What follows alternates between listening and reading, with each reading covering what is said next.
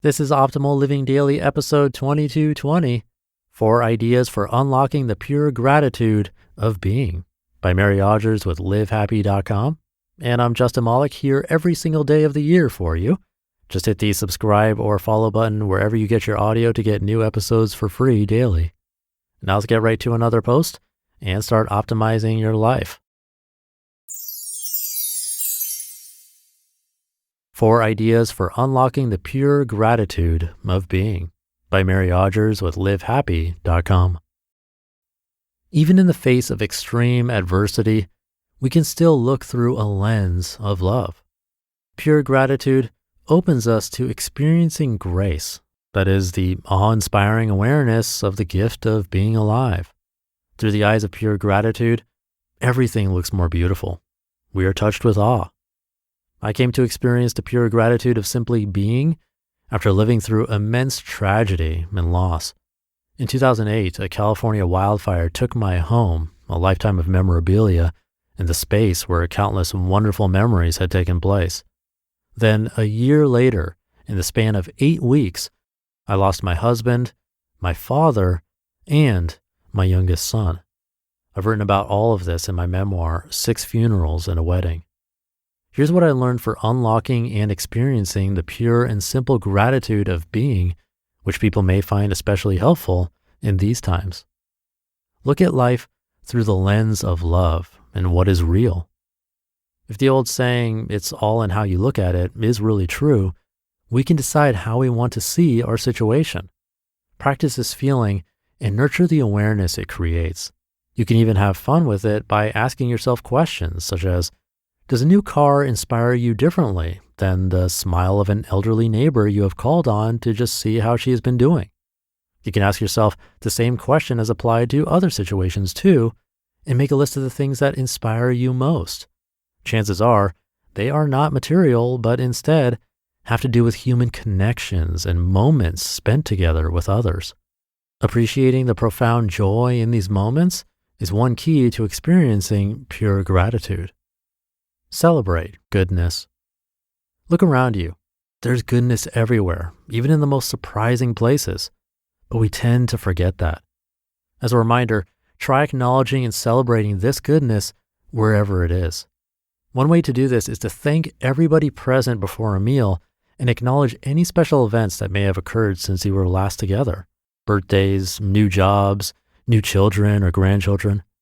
Lately, during the COVID-19 crisis, I've been finding myself more aware of the importance of acknowledging events that are happening around me. The recent celebration of Cinco de Mayo, for example. With restaurants being closed to diners, many friends were doing delivery or making their own dishes. A family member suggested we make margaritas to celebrate the occasion. And I thought, why not? Why not do something special to join in on the fun? We don't make margaritas all that often, but ended up having a great time together. My point is this. Don't miss your opportunity to do your version of a holiday or celebration. It puts you in the spirit of things and keeps you connected to friends and loved ones. Surround yourself with grateful people.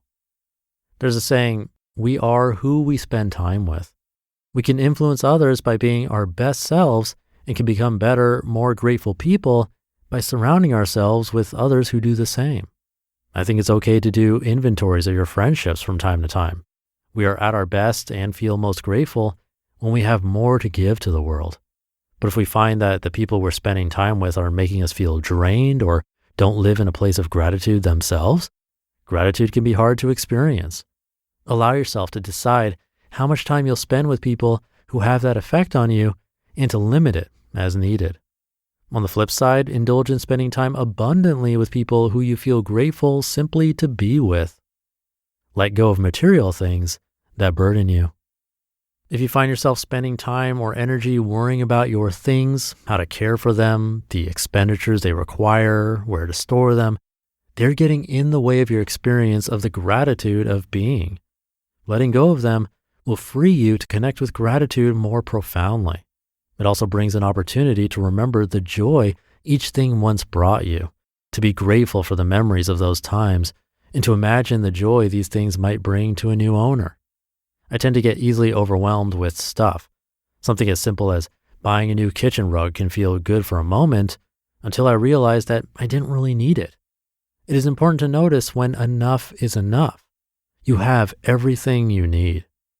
If you like to buy pretty things, maybe look into providing them for someone else. Contact a shelter or senior center and see what they may need. That could be a very joyful experience. Any one of these 4 steps has the potential to unlock a new level of gratitude. Taken together, they can unlock a beautiful way to simply be. You just listened to the post titled 4 Ideas for Unlocking the Pure Gratitude of Being by Mary Odgers with livehappy.com. And thank you to Mary and the team at Live Happy, another author who's gone through so much only to come out on the other side smiling and finding joy in everyday life. Hopefully this can be a reminder for us all this weekend or even this month and year of how everyone is suffering in different ways, but also finding acceptance and even gratitude. If they can, we can too. So something to keep in mind this weekend. Thank you for listening and being here and for subscribing to the show and sharing it with others. It's really because of you that this podcast can keep going, and mentioning it to a family member, a friend, or loved one, coworker, even stranger really goes a long way. It's been the biggest help to keep me and this podcast going. So if you have a moment to share it this new year, I'm sure someone would appreciate the recommendation. And I know I'll appreciate you for doing that. So have a great rest of your day and weekend, and I'll be back tomorrow where your optimal life awaits.